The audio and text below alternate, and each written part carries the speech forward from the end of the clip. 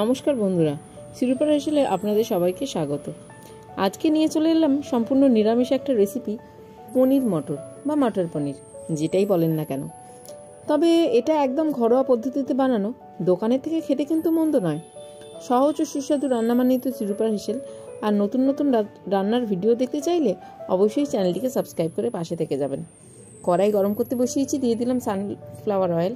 আপনি যদি রিফাইন তেল খান কিংবা সর্ষের তেল খান সেটাও দিতে পারেন। এখন ভেজে নিচ্ছি পনিরগুলো, ছোট ছোট কিউব করে কেটে নিয়েছি। পনিরগুলো হালকা লালচে করে ভেজে নেব। আর পনির ভাজার পরে অবশ্যই কিন্তু একটু নুন জলে ফেলে রাখবেন, তাহলে পনিরটা অনেকক্ষণ পরে যখন ব্যবহার করবেন ততক্ষণ নরম থাকবে আর ভেতরে নুনটাও ঢুকে যাবে।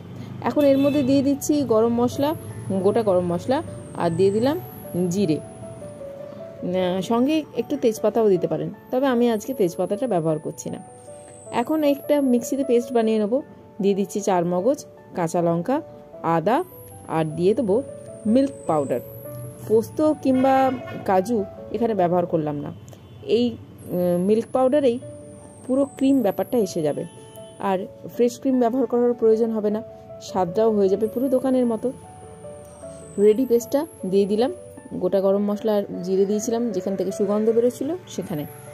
খুব সুন্দরভাবে নাড়াচাড়া করে নিচ্ছি, ভালোভাবে মশলার কাঁচা গন্ধ চলে গেছে। এখন দিয়ে দিলাম ফ্রেশ কড়াইশুঁটি।